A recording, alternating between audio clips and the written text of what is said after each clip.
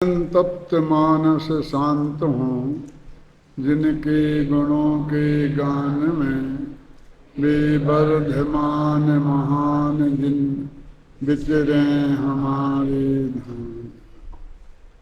मंगलाचरण में भगवान वर्धमान से ध्यान में विचरण करने की प्रार्थना की गई है। क्यों? क्योंकि जैन मान्यता के अनुसार जो एक बार मोक्ष में चले जाते हैं वे दोबारा लौटकर संसार में नहीं आते। इसलिए कभी ऐसी प्रार्थना करके कि एक बार तो आना पड़ेगा और सोते हुए भारत को जगाना पड़ेगा, अपनी प्रार्थना निष्फल नहीं होने देना चाहता। जो चीज़ एक बार गई सो गई, वो दोबारा लौट कर नहीं आती। जैसे हमारा बचपन गया सो गया, अब वो लौट कर नहीं आ सकता, पर हमारे ज्ञान में आ सकता है, हमारे ध्यान में आ सकता है। जरा ध्यान दीजिए, जब आप 6वीं क्लास में पढ़ते थे, होली का समय था, आपने गुब्बारे में पानी भरकर मास्टर जी की कुर्सी पर गद्दी के नीचे रख दिया था। जब मास्टर जी क्लास में आए, बैठे, गुब्बारा फटा तो पानी का एक फव्वारा छूटा था, साथ ही क्लास में हंसी का फव्वारा भी छूट गया था। पता चलने पर आपकी पिटाई भी कम नहीं हुई थी। पर अब वो दिन वापस नहीं आ सकते, पर हमारे ज्ञान में आ सकते हैं, हमारे ध्यान में आ सकते हैं। कैसा ही प्रसंग हो, उस वक्त हमारे चेहरे पर प्रसन्नता आ ही जाती है। यद्यपि भगवान महावीर आज से 2500 वर्ष पहले मोक्ष पधारे, अब वे द्वारा लौट कर संसार में नहीं आ सकते, पर हमारे ज्ञान में आ सकते हैं, हमारे ध्यान में आ सकते हैं। इसलिए ये प्रार्थना की गई है कि वे वर्धमान महान जिन विचरे हमारे ध्यान में। आखिर क्यों? आज का ये बेदर्द जमाना, जब मौत कोई मायना नहीं रखती है, सड़क के किनारे कोई व्यक्ति मरा या अधमरा पड़ा हो, सैकड़ों लोग देखते हुए निकल जाएंगे। कोई ये नहीं सोचता कि यदि मर गया है तो घर वालों को खबर कर दें, अधमरा है तो अस्पताल पहुंचा दें, शायद बच जाए। सब देखते हुए निकल जाते हैं। मौत का समाचार अब हमारे हृदय को दहलाने में समर्थ नहीं है। हम सुबह उठते हैं और अखबार पढ़ते हैं, उसमें लिखा होता है बिहार में भयंकर बाढ़ आई है और उसमें 1 लाख लोग मारे गए हैं, 10 लाख लोग बेघरबार हो गए हैं। उस समाचार को हम ऐसे पढ़ते रहते हैं, चाय पीते रहते हैं और पढ़ते रहते हैं। उस समाचार को पढ़कर हमारे चेहरे पर कोई पीड़ा का निशान नहीं होता। हम पड़ोसी से कहते हैं, भाई साहब सुना, बिहार में बाढ़ आई है, 1 लाख लोग मारे गए हैं। ये समाचार ऐसे सुनाते हैं जैसे हमारे शहर में कोई सर्कस आया हो। ये बात कहते हुए हमारे चेहरे पर कोई पीड़ा का निशान नहीं होता है, हमारे हाथ से चाय का प्याला छूटता नहीं है, फूटता नहीं है, और हम बड़े ठाठ से चाय पीते रहते हैं और ये बातें करते रहते हैं। मौत की बात आज हमारे हृदय को दहलाने में समर्थ नहीं हो गए।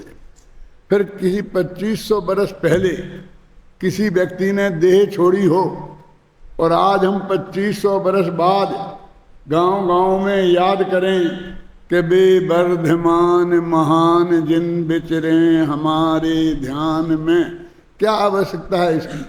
भगवान महावीर ने हमें क्या दिया है ऐसा जो आज हम 2500 वर्ष बाद भी याद करें? भौतिक रूप से तो उनने हमें कुछ नहीं दिया। उनके पास था भी क्या? नागा बाबा थे, देते भी क्या? लेकिन उन्होंने कुछ ऐसे सिद्धांत दिए हैं, ऐसा रास्ता सुझाया है कि जिस पर यदि आज हम चलें, उन सिद्धांतों को माने, उनको जीवन में अपनाएं, तो आज भी हम सुखी और शांत हो सकते हैं। और भौतिक रूप से जिन माँ बाप ने हमें दिया है उन्हें भी हम कितने दिन याद रख पाते हैं। सारी जिंदगी पाप की कमाई की और पाप की गठरी बांध कर अपने माथे पर ले गए, कमाई हमारे लिए छोड़ गए। लेकिन वे भी जब मरते हैं तो हम 3 दिन से ज़्यादा याद नहीं रख पाते हैं। आज मरे और कल तीसरा दिन होता है, तीसरा दिन नहीं होता है तो किसान खेत पर चला जाता है, कहता है बोनी का समय। व्यापारी दुकान खोल लेता है, कहता है सीजन चल रहा है। और नौकरी पेशा अपनी नौकरी पर चला जाता है, कहता है सीएल बाकी नहीं है।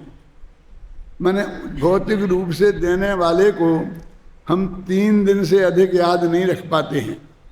तो भगवान महावीर ने ऐसा हमें क्या दिया है कि जिसकी वजह से आज हम गांव-गांव में उन्हें याद करें। तो उनने कुछ ऐसे सिद्धांत दिए हैं, ऐसा रास्ता सुझाया है।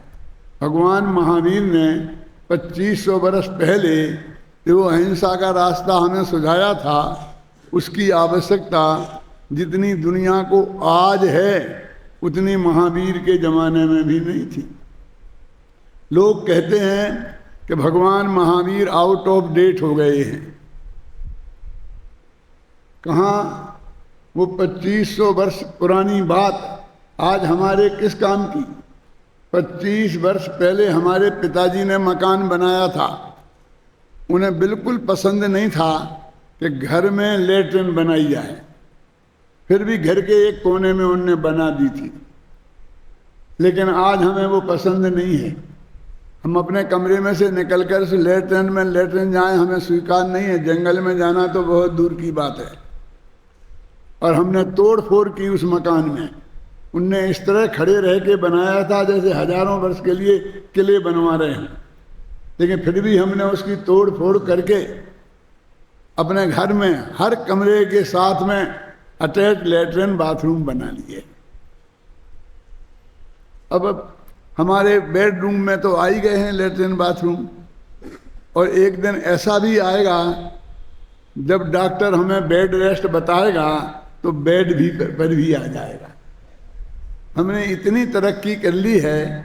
ऐसे इस तरक्की के ज़माने में 25 वर्ष पुराना पिताजी का बनाया हुआ मकान हमारे काम नहीं आता है, तो आज 2500 वर्ष पुरानी बातें हमारे किस काम की हैं। इसलिए वो लोग कहते हैं कि भगवान महावीर आउट ऑफ डेट हो गए हैं। पर मैं उनसे कहना चाहता हूँ कि भगवान महावीर आउट ऑफ डेट नहीं हुए हैं, बल्कि एकदम अप टू डेट हैं। मेरी यह बात शायद उन लोगों को पसंद नहीं आए जो ऐसे कपड़े पहनकर, ऐसे बाल कटाकर कि दूर से देखने पर पता ही ना चले कि लड़का है या लड़की, अपने को अप टू डेट समझते हैं। लेकिन भाई, कोई भी व्यक्ति ड्रेस से अप टू डेट नहीं होता, वह अपने विचारों से अप टू डेट होता है। यदि भगवान महावीर के विचार हमारी आज की समस्याओं को सुलझाने में समर्थ हैं तो वो एकदम अप टू डेट हैं। जो व्यक्ति ड्रेस से अप टू डेट बनेंगे उन्हें एक ना एक दिन आउट ऑफ डेट होना ही होगा। मेरे पिताजी पगड़ी बांधा करते थे और जब वे दर्पण के सामने बैठकर पगड़ी बांधते थे तो 1 घंटा से कम नहीं लगता था। और जब उसे पहनकर बाजार में निकलते थे तो अपने को कम अप टू डेट नहीं समझते थे। हमने वो पगड़ी फेंक दी, टोपी लगा ली और अपने को अप टू डेट समझने लगे और सगे बाप को आउट ऑफ डेट कर दिया। हमारे बच्चों ने ये टोपी भी फेंक दी और नंगे सर हो गए और अपने को अप टू डेट समझने लगे और हमें आउट ऑफ डेट कर दिया। उन्हें कोई दूसरे लोग आउट ऑफ डेट नहीं करेंगे, उन्हीं के बच्चे उन्हें आउट ऑफ डेट कर देंगे। देश से कोई अप टू डेट नहीं होता है। भगवान महावीर तो फिर भी आउट ऑफ डेट नहीं हो सकते। क्यों? क्योंकि वे विदाउट ड्रेस थे। जो ड्रेस पहनेगा उसकी तो बदलेगी, जिसकी कोई ड्रेस ही नहीं थी उसकी क्या बदलेगी। तो भगवान महावीर ने 2500 वर्ष पहले जिस अहिंसा का सिद्धांत इस दुनिया के सामने रखा था, आज उसकी जितनी आवश्यकता इस दुनिया को है उतनी महावीर के जमाने में भी नहीं थी। क्यों? लोग कहते हैं कि तब लोग लाठियों और पत्थरों से लड़ा करते थे। लाठियों और पत्थरों से लड़ने वाले अस्पताल पहुंचते हैं, स्मशान नहीं, यानी वे घायल होते हैं, मरते नहीं। फिर हमने तरक्की की और तलवारें बना ली, पर हमारी वह तलवार 4 हाथ जो आदमी दूर हो उसी को मार सकती थी और एक समय में एक को ही मार सकती थी। पर हमने आज ऐसी ऐसी गोलियां बना ली हैं कि लेकिन वो गोली भी एक समय में एक आदमी को ही मार सकती है, और वो भी 100-200 कदम दूर हुआ तब। यदि मील 2 मील कोई दूर हुआ तो वो गोली बेकार है। पर आज हमने ऐसी ऐसी गोलियां बना ली है कि एक गोली से चाइना साफ हो सकता है और दूसरी गोली से हिंदुस्तान साफ हो सकता है। और वो गोलियां फेंकना किनके हाथ में है? जो दिन में 3 बोतल पीते हैं। हम गर्म पानी पीने वाले लोग जब कभी बिजली का बल्ब जलाना चाहते हैं तो गलती से बगल का बटन दब जाता है और पंखा चल जाता है। इतनी गलती तो हम गर्म पानी पीने वालों से भी हो जाती है। वो 3 बोतल पीने वाले ने चाइना का बटन दबाया और गलती से भारत का बटन दब गया तो हम मुफ्त में ही मारे जाएंगे। आज हिंसा ने इतना भयानक रूप धारण कर लिया है और हमने मारक क्षमता का भी इतना विकास कर लिया है कि अमेरिका चाहे तो अपने घर में बैठे बैठे एक बटन दबाए तो चाइना साफ और दूसरा बटन दबाए तो हिंदुस्तान साफ हो सकता है। ऐसी स्थिति में हिंसा का ये भयानक रूप हमारे सामने है। इसलिए मैं कहता हूँ भगवान महावीर आउट ऑफ डेट नहीं हुए हैं, बल्कि एकदम अप टू डेट हैं। कहते हैं कि पहले लोग युद्धों के मैदान में लड़ते थे तो सिपाही लड़ते थे और सिपाही मरते थे, जनता नहीं मरती थी। खेत खलिहान बर्बाद नहीं होते थे, मंदिर मस्जिद पर कोई खतरा नहीं था, बाजार आराम से चलते थे। पर आज की लड़ाइयाँ युद्ध के मैदानों तक सीमित नहीं रह गई हैं। हल्दी घाटी में होंगी कि कुरुक्षेत्र में होगी लड़ाई, ऐसा नहीं है। आज तो घर घर में लड़ाई होती है, गांव गांव में लड़ाई होती है। न दिन का विचार न रात का विचार। आकाश में ऊपर से राम बम फेंकता है और नीचे उसका भाई लक्ष्मण मर जाता है और मंदिर साफ हो जाता है। ऊपर से रहीम बम फेंकता है और नीचे उसका भाई करीम मर जाता है और मस्जिद साफ हो जाती है। ऊपर से हरमिंदर सिंह बम फेंकता है और नीचे उसका भाई गुरविंदर सिंह मर जाता है और गुरुद्वारा साफ हो जाता है। इसलिए मैं कहता हूँ कि आज की लड़ाइयाँ बड़ी बीतरागी लड़ाइयाँ हो गई हैं। न मारने वाले को पता है कि मैं किसको मार रहा हूँ, न मरने वाले को पता है कि मुझे कौन मार रहा है। मैं आपसे पूछता हूँ, जापान पे बम किसने फेंका था? तो सब एकदम बोलते हैं अमेरिका ने, लेकिन मैं तो व्यक्ति का नाम पूछ रहा हूँ, किसी को मालूम। अच्छा, अमेरिका ने बम किस पर फेंका था? जापान। माने देश का ही नाम लेते हैं, व्यक्ति का कोई नाम नहीं लेते हैं। उसका अर्थ क्या हुआ? पहले के जमाने में व्यक्ति लड़ते थे, फिर परिवार लड़ने लगे, फिर समाज लड़ने लगा और आज देश लड़ते हैं। जब व्यक्ति लड़ता है तो व्यक्ति बर्बाद होते हैं, जब परिवार लड़ते हैं तो परिवार बर्बाद होते हैं, जब समाज लड़ता है तो समाज बर्बाद होता है, जब देश लड़ता है तो देश बर्बाद होता है। और देश का मतलब अकेला आदमी नहीं होता, पशु पक्षी भी, कीड़े मकोड़े भी, खेत खलियान भी, दुकानें बाजार भी, और यहाँ तक कि मंदिर मस्जिद भी।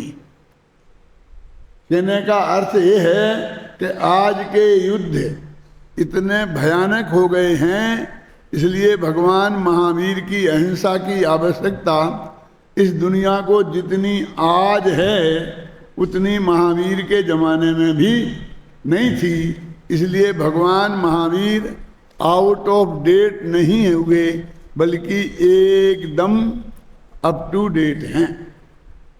देखो भाई, ये तो हुई भगवान महावीर के अहिंसा सिद्धांत की उपयोगिता की, आज के ज़माने में आवश्यकता की, कि उसकी क्या उपयोगिता है, उसकी क्या आवश्यकता है।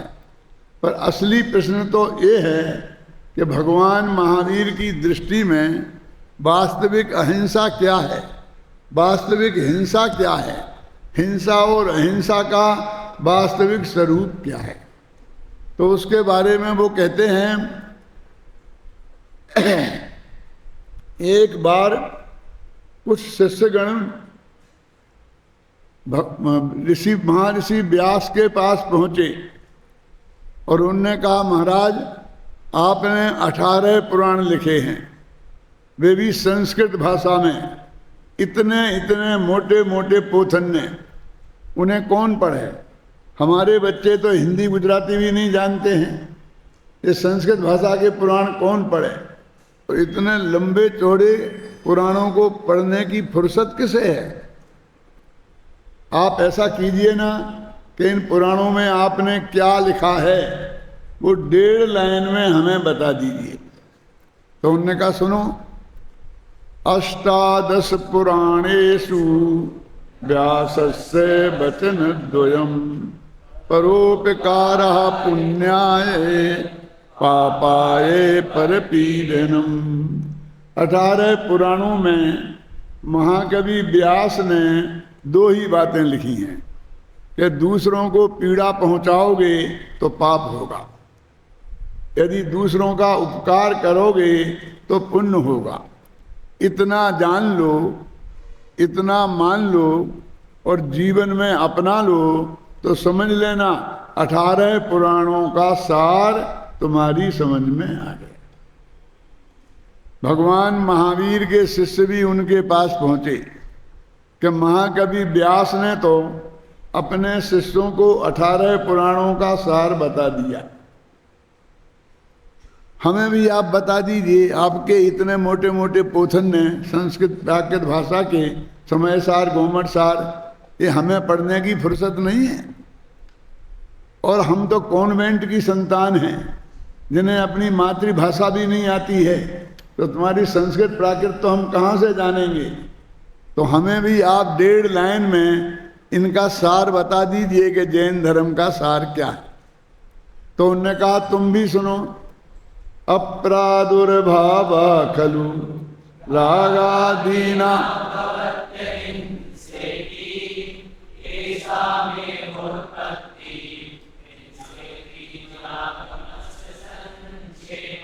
ये तुम पढ़ते हो ना प्रशासित उपाय, उसका 44वां छंद है।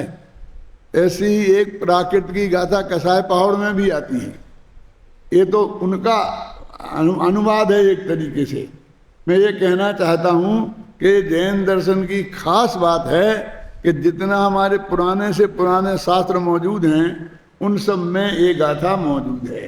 क्या कहा, क्या अर्थ है इसका कि आत्मा में रागादि भावों की उत्पत्ति, इसका नाम हिंसा है, और आत्मा में रागादि भावों की उत्पत्ति नहीं होना, इसका नाम अहिंसा है।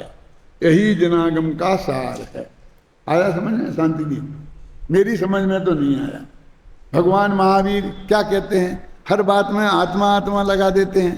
सीधी सच्ची भाषा में बात क्यों नहीं करते हैं कि दुनिया में मार काट का होना, इसका नाम हिंसा है, और मार काट का नहीं होना, इसका नाम अहिंसा है। तो सबकी समझ में सरलता से, सहजता से आ जाए।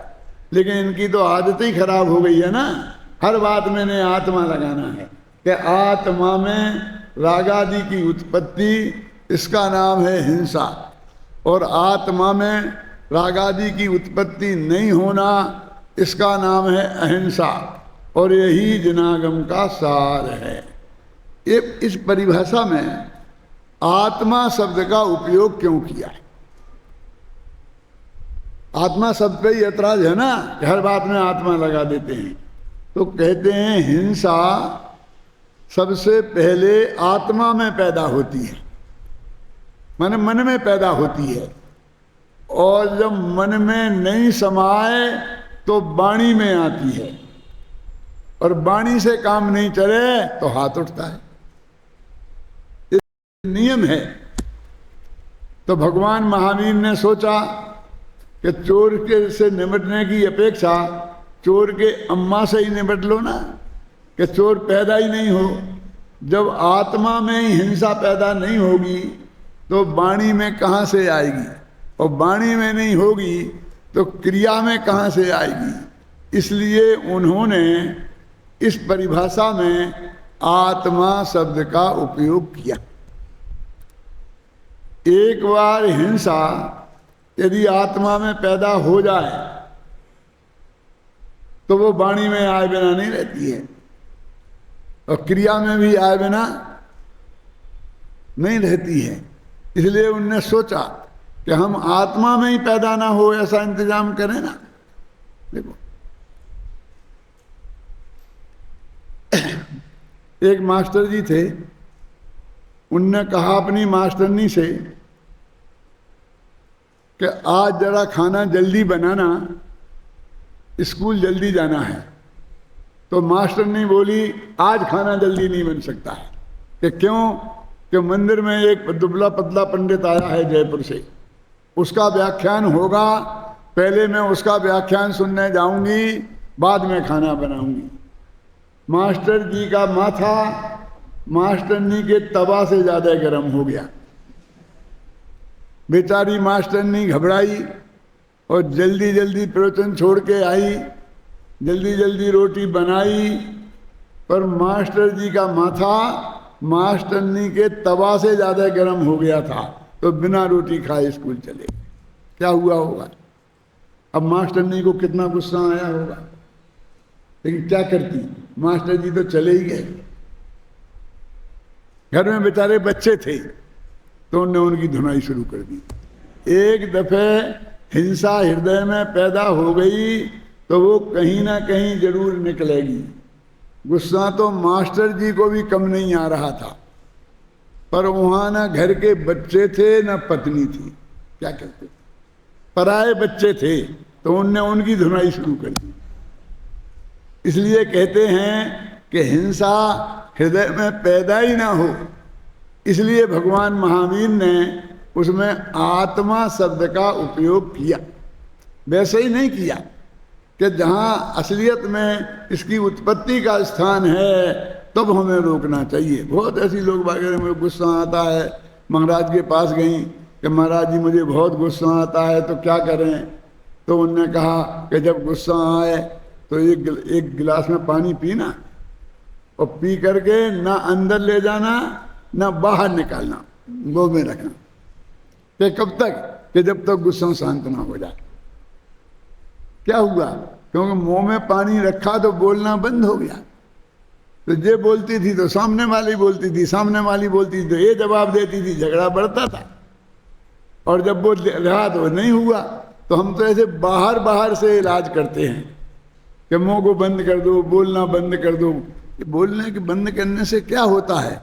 महावीर कहते हैं हमें जड़ तक जाना चाहिए कि आत्मा में राग आदि भाव की उत्पत्ति नहीं हो, तभी वास्तव में ये होगा। जब हम ये बात कहते हैं तो लोग कहते हैं कि भगवान महावीर क्या द्रव्य हिंसा को हिंसा नहीं मानते? जो तुम आत्मा आत्मा की बात करते हो, राग आदि भाव की बात करते हो, कि मानते हैं। तो फिर ये क्यों नहीं कहते हैं कि दुनिया में मार काट का होना उसका नाम हिंसा है? कि सुनो भाई, ये तुम्हारी जो द्रव्य हिंसा है वो सबसे ज्यादा युद्धों में होती है। ये तो सब मानते हैं ना? क्या मानते हैं? और युद्ध 3 कारणों से होते हैं, जर, जोरू और जमीन। जर माने रुपया पैसा, जोरू माने महिला, नारी, पत्नी, और जमीन का अर्थ तो आप समझते ही हैं। रामायण का युद्ध जोरू के कारण हुआ। राम की जोरू को रावण हर ले गया और महाभारत रामायण का युद्ध हो गया, है ना। महिला के कारण हुआ ना। कौरवों से पांडवों ने कहा कि तुम हमें 5 गांव दे दो तो हम समझौता कर लेंगे, लेकिन कौरवों ने कहा बिना युद्ध के सुई की नोक के बराबर भी जमीन नहीं मिलेगी, और महाभारत का युद्ध हो गया। रामायण का युद्ध नारी के कारण हुआ, महाभारत का युद्ध राज के जमीन के कारण हुआ। और पैसे के कारण भी लड़ाइयाँ होती हैं, ये बात समझाने के लिए इतिहास के पन्ने पलटने पड़ेंगे, पुराणों की गाथाएं खोजनी पड़ेगी, विशेषकर बनियों की सभा में, जिनके सारे झगड़े पैसे के पीछे ही होते हैं और जिनका मौलिक सिद्धांत है चमड़ी जाए पे दमड़ी न जाए। तो ये 3 चीजों के कारण लड़ाइयाँ होती हैं, जर, जोरू और जमीन। तो इनके प्रति राग के कारण होती हैं क्या द्वेष के कारण? इनके प्रति राग के कारण लड़ाइयाँ होती हैं। तो इसका मतलब ये हुआ कि सारी लड़ाइयाँ राग के कारण होती हैं, उनमें सबसे ज़्यादा द्रव्य हिंसा होती है। इसलिए महावीर ने बहुत सोच समझ के कहा कि आत्मा में रागादि की उत्पत्ति, उसका नाम हिंसा है। जी मरें चाहे ना मरें, लेकिन आत्मा में यदि राग पैदा हो गया तो वो हिंसा होगी होगी और हो जाएगी। भाव हिंसा तो राग है ही, लेकिन द्रव्य हिंसा का कारण भी ये विशेषकर राग ही बनता है, न केवल युद्धों की हिंसा, बल्कि जो हमारी एक खान पान संबंधी हिंसा है, पहनने ओढ़ने संबंधी हिंसा है, श्रृंगार संबंधी हिंसा है, उन सब का कारण भी राग भाव ही है। हम जो लोग मांसादिक का भक्षण करते हैं, वे लोग उससे के प्रति उनका प्रेम है, राग है, इसलिए करते हैं कि द्वेष है। बहुत से लोग कहते हैं बिल्ली का चूहे से जन्मजात बैर है, पर मैं मानने को तैयार नहीं हूं। क्यों? वो कहते हैं क्योंकि वो उसे देखते ही उसे पकड़ के खा जाती है। तो किसी का किसी के भोजन से राग होता है कि द्वेष? आपको गुलाब जामुन अच्छे लगते हैं कि बुरे? उनसे आपको राग है कि द्वेष? आप बहुत प्रेम से खाते हैं ना, तो बिल्ली भी चूहे को बहुत प्रेम से खाती है, वो उसका भोजन है, प्रिय भोजन, तो वो तो राग है ना। तो इसलिए ये हिंसा खान पान संबंधी हिंसा, ये भी राग के कारण होती है। हम ये कहते हैं कि साहब ये आलू जमी कन छोड़ दो, कहते क्या बात करते हो, उसके बिना फिर रहेगा क्या? आलू तो सागों का राजा है, राजा।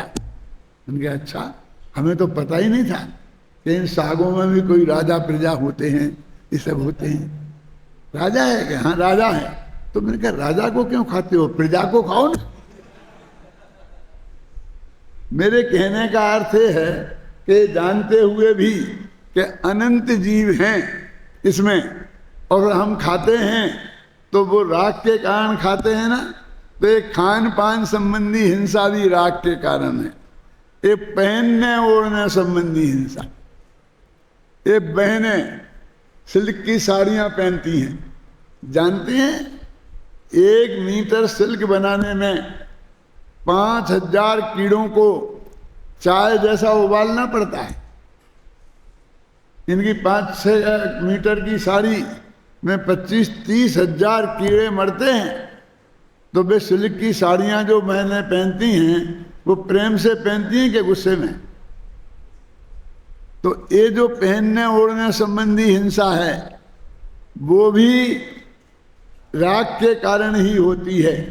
ऐसे ही श्रृंगार सामग्री संबंधी जो हिंसा है वो भी राग के कारण होती है। हम चमड़े की वस्तुएं पहनते हैं तो काय के कारण पहनते हैं कि नहीं, बहुत अच्छी होती हैं। अब तो घर के सोफा सेट भी बनने लग गए हैं, ख्याल में है ना। तो मेरे कहने का अर्थ ये है कि खान पान रहन सहन इस सारी हिंसा, द्रव्य हिंसा, उसके पीछे राग काम करता है। इसलिए भगवान महावीर ने बहुत सोच समझ के कहा कि आत्मा में रागादि की उत्पत्ति, इसका नाम हिंसा है, और आत्मा में रागादि की उत्पत्ति नहीं होना, इसका नाम अहिंसा है। और यही जिनागम का सार है। देखो, एक खान पान संबंधी हिंसा, ये सारी बातें बताई तो राग लोग कहते द्वेष के कारण भी तो होती है। तो द्वेष कहते तो क्या दिक्कत थी, सारी दुनिया को मान्य हो जाती है। जिस राग को सारी दुनिया धर्म माने बैठी है, अरे भाई विचार करो कि धर्मानुराग भी तो राग है, तो वो भी हिंसा है क्या? तो मैं कहता हूं इस दुनिया में धर्म के नाम पर जितनी हिंसा हुई है उतनी और किसी नाम पर नहीं हुआ। हजारों यहूदियों को जिंदा जला दिया गया, हिंदुओं ने मुसलमानों को, मुसलमानों हिंदुओं को मारा, काय के नाम पर? धर्म के नाम पर। और दूसरों की बात हम क्यों करें? हम 150 बरस से सम्मेद शिखर पर लड़ रहे हैं, हमें लंदन तक हमारे केस चले गए हैं, और हमारी ये लड़ाई वो भी धर्म के राग के कारण ही हो रही है ना। कि साहब हमने तो मुकदमे लड़े, हमने किसी को मारा तो नहीं जान से, ये तो तुम व्यापारी बनिए हो ना, इसलिए मारने की हिम्मत ही कहाँ है।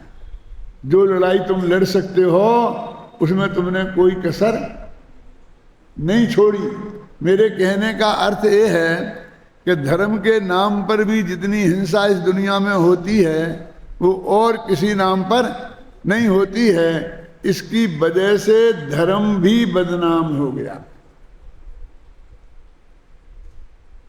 इसलिए हम गहराई में जाके देखेंगे तो वो राग किसी भी प्रकार का क्यों ना हो, चाहे शुभ हो चाहे अशुभ हो, चाहे मंद हो चाहे तीव्र हो, वो हिंसा ही है। ये बात भगवान महावीर ने डंके की चोट कही। बहुत से लोग कहते हैं कि भाई तुम अशुभ राग को हिंसा कहो, तो हम कुछ नहीं कहेंगे। तुम देश को कहते तो बहुत ही बढ़िया था, लेकिन तुम राग को ही कह दिया, तो अशुभ राग को कहो, शुभ राग को मत कहो। तो मैंने बताया कि शुभ राग के कारण भी दुनिया में कितनी अधिक हिंसा होती है। तो राग वो चाहे जिस प्रकार का हो, वो आग है। राग आग दहे सदा, ताते समामृत से ये, सिर भजे विषय कसाय, अब तो त्याग निज पद बेये। के राग तो आग है। आग चाहे चंदन की हो और चाहे नीम की हो, वो जलाती ही है। ऐसा नहीं है कि नीम की आग जलाए और चंदन की आग ठंडक पहुंचाए। चंदन भले ही ठंडक पहुंचाता होगा, लेकिन चंदन की आग ठंडक नहीं पहुंचाती है ना। तो राग तो आग है, वो चाहे चंदन की हो और चाहे नीम की हो, वो दोनों एक ही काम करेंगे। इसलिए उन्होंने डंके की चोट कहा कि आत्मा में रागादि भावों की उत्पत्ति, उसका नाम हिंसा है। तो आदि क्यों कहा? आदि में द्वेष वगैरह ले लेना। यदि द्वेष आदि लिख देते तो राग को आदि में ले लेते, झगड़ा में पड़ जाता कि नहीं। यदि द्वेष आदि कहते तो द्वेष को मानता, ये राग को हिंसा मानता ही नहीं। राग कहा और द्वेष को आदि में लिया तो मान लिया, और अब राग को अत्यंत स्पष्ट शब्दों में कहा है ना, राग आदि की उत्पत्ति। फिर भी ये कहता है कि ठीक है, हम मान लेते हैं कि अशुभ राग हिंसा है, हम मान लेते हैं कि तीव्र राग हिंसा है, माने हम उसमें भी उसका बंटवारा करते हैं। जबकि आचार्य नहीं जानते थे कि राग दो प्रकार का होता है, शुभ भी और अशुभ भी, मंद भी और तीव्र भी। तो उन वे ही कह देते ना, उनने क्यों नहीं कहा? उनने नहीं कहा माने बहुत सोच समझकर नहीं कहा कि राग किसी भी प्रकार का हो वो हिंसा है, स्वयं हिंसा है। हिंसा का कारण तो है ही, लेकिन वो स्वयं हिंसा है। तो भगवान महावीर ने अपनी इस पवित्र भावना से इस बात को यहाँ पर उन्होंने स्पष्ट किया कि आत्मा में रागादि की उत्पत्ति, इसका नाम वास्तव में हिंसा है। कि हिंसा का जीवों के मरने से कोई संबंध नहीं है। कि बताए ना द्रव्य हिंसा है, लेकिन बात सच्ची तो ये है। देखो बिहार में अभी भयंकर बाढ़ आई थी ना, कब? अभी 8 घंटे पहले 1 लाख लोग मर गए थे। अपने बात की थी कि नहीं? तो 1 लाख लोग मरे तो किसी अखबार वाले ने ये नहीं लिखा कि हत्यारी सरकार गद्दी छोड़ो। सबने लिखा भयंकर बाढ़ आई और जन धन की बहुत हानि हुई है, और सरकार ने व्यवस्था करने में थोड़ी देर की, ऐसा अपराध तो उसके नाम मरा। लेकिन हत्यार सरकार को हत्यारी नहीं कहा। जीव तो लाखों मरी, फिर भी सरकार हत्यारी नहीं हुई। और पुलिस ने गोलियां चलाई तो 1 आदमी मर गया, तो सारे अखबारों में सुबह लिखा मिलेगा हत्यारी सरकार गद्दी छोड़ो। देखो जीवों के मरने का नाम हिंसा नहीं है। यदि मरने का नाम हिंसा होगा तो जन्मने का नाम अहिंसा होगा। तो कहाँ ज्यादा हुई हिंसा? क्योंकि जितने जीव जन्मते हैं वे ही मरते हैं, जितने मरते हैं वे ही जन्मते हैं, तो बराबर ही हो गई। जब मैं ये बात कहता हूं तो लोग कहते हैं मरण का उल्टा जीवन है, जन्म नहीं। जीवन मरण बोलते ना, तो और अच्छा है। जीते तो 80-90 वर्ष तक हैं और मरते तो एक समय है। तो हिंसा बहुत कम रह गई और अहिंसा बहुत ज्यादा होगी। ऐसे ना जीवन का नाम अहिंसा है, न जन्म का नाम अहिंसा है, और न मरने का नाम हिंसा है। ये तो हिंसा और अहिंसा की चीजें तो भावों पर निर्भर करती हैं। जैन दर्शन में कहते हैं तो कोई के हाथ से कुछ मर जाए तो उसे पाप नहीं लगता। डॉक्टर ऑपरेशन करता है और मरीज टेबल पे ही मर जाता है तो डॉक्टर को कोई हत्यारा नहीं कहता। और हमने ऐसी बंदूक चलाई किसी पर और भाग्य से वो यहां से निकल गई और वो नहीं भी मरा तो भी बंदूक चलाने वाले को हम हत्यारा कहते हैं। देखो ये धर्म का और गवर्नमेंट के सोचने में कितना अंतर है। गोली चलाई और वो नहीं मरा तो कितना पाप लगेगा, और मर गया तो कितना पाप लगेगा धर्म के हिसाब से। आप लोग तो सब विद्वान हो, समझते हो। सोचो कि उसने तो गोली चला दी ना मारने के लिए, तो उसने तो कोई कसर छोड़ी नहीं। ये तो हमारा भाग्य था कि हम बच गए, है ना। इसलिए उसको उतना ही पाप लगेगा कि जितना हम मर जाते तब लगता। लेकिन पुलिस क्या कहेगी? यदि मर जाए तो हत्यारा है, केस चलेगा, फांसी लगेगी, आजीवन कारावास होगा, और यदि नहीं मरा तो कुछ नहीं, केस ही नहीं बनता है। क्योंकि जिस आदमी की हत्या का आरोप लगा रहे हो वो तो जिंदा है। तो देखो वहां गोली चलाई और वहां कोई अपराधी नहीं बना, क्योंकि वो उस जीव के मरने को अपराध मानते हैं। जबकि जीव का तो स्वभाव है मरणम प्रकृति शरीरिणाम। कालिदास ने लिखा है कि मरना शरीरधारियों का स्वभाव है। जो जन्मा है उसे एक दिन मरना है गारंटी से, इसलिए मरना कोई हिंसा नहीं है जब तक कोई मारने के भाव वाला नहीं हो। जरा विचार करो कि एक आदमी ने गोली चलाई और वो सामने वाला मर गया, तो हिंसा कहाँ हुई? जहां वो मरा वहां हुई कि जहां उसने गोली चलाई उसके हृदय में? दो आदमी है ना, एक मरने वाला एक मारने वाला। तो हत्यारा तो हिंसक तो मारने वाला है, वो मरा वो तो नहीं है ना। हम क्या समझते हैं कि वो मरे तो हिंसा हो। एक कॉलेज में मैं व्याख्यान दे रहा था, एक लड़के ने वहां से पत्थर फेंका, वो यहां से निकल गया। मैं भाई क्या करते हो? अभी मेरा माथा फूट जाता तो? बोले फूटा तो नहीं, चिल्लाता क्यों है? फूट जाता तब कहता। मैं कहा तब क्या कहता? फिर तो अस्पताल भागता। वो क्या समझता है कि जब मेरा माथा फूटता तो हिंसा होती। जैसे मेरे माथे में हिंसा भरी है, मेरे माथे में हिंसा भरी है कि उसके हृदय में हिंसा भरी है। हिंसा कहाँ उत्पन्न हुई? उसके हृदय में कि मेरे माथे में? भाई वो उस मारने का भाव जिसके हृदय में पैदा हुआ, हिंसा तो उसके हृदय में पैदा हुई। जैन धर्म तो बहुत आगे की बात करता है। वो तो कहता है मारने का भाव हुआ वो भी हिंसा है, और बचाने का भाव हुआ हो वो भी हिंसा है, क्योंकि वो भी राग है। ये बात तो कहीं दूसरी जगह आपको देखने को मिलेगी ही नहीं।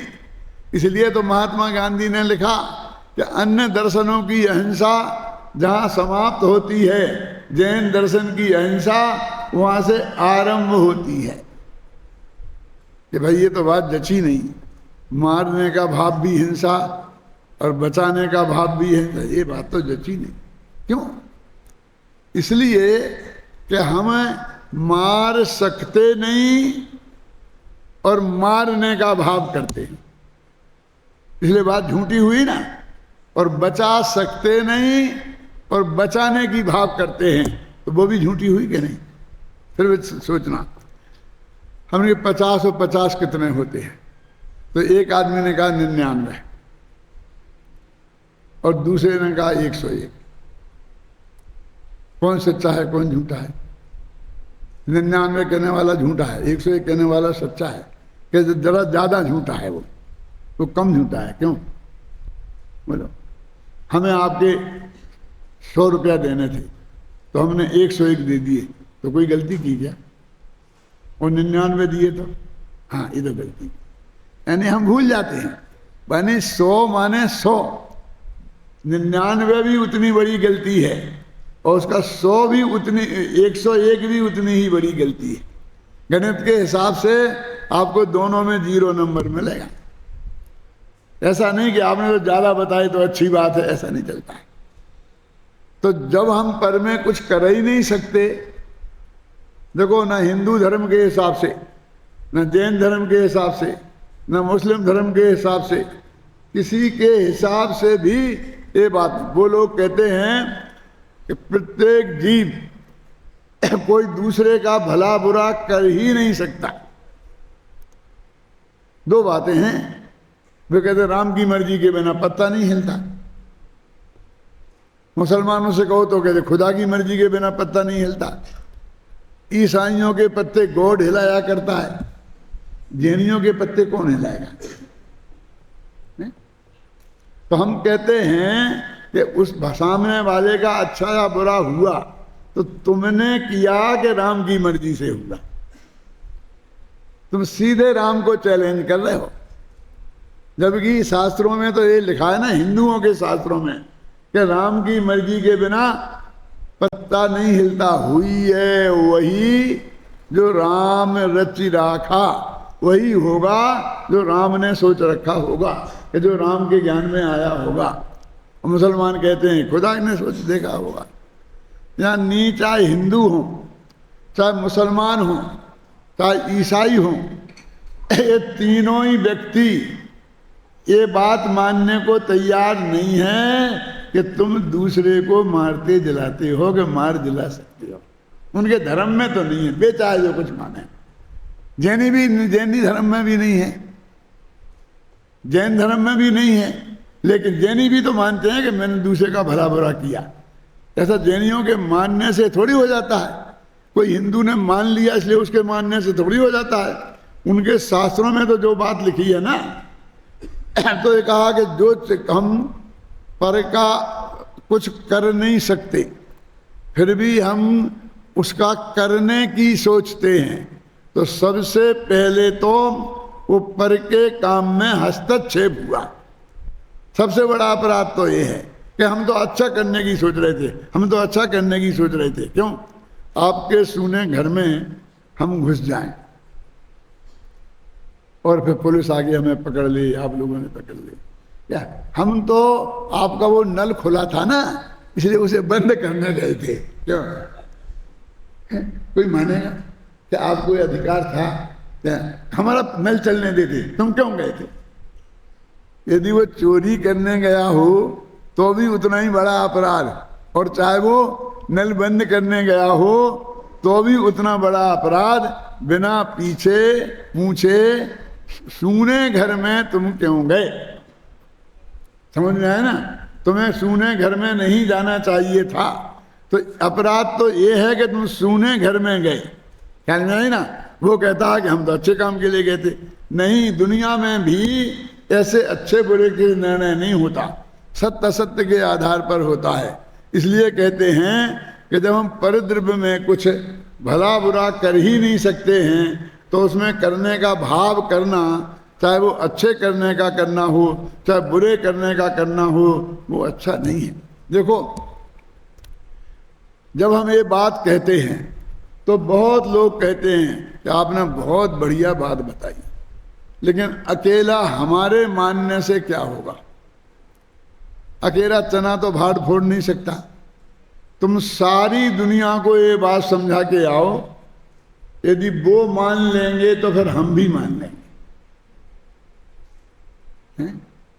तब मैं कहते बहुत अच्छी बात है, हम तो सारी दुनिया को समझाने जाते ही हैं, लेकिन हम आपसे एक बात कहते हैं कि अहिंसा तो अमृत है।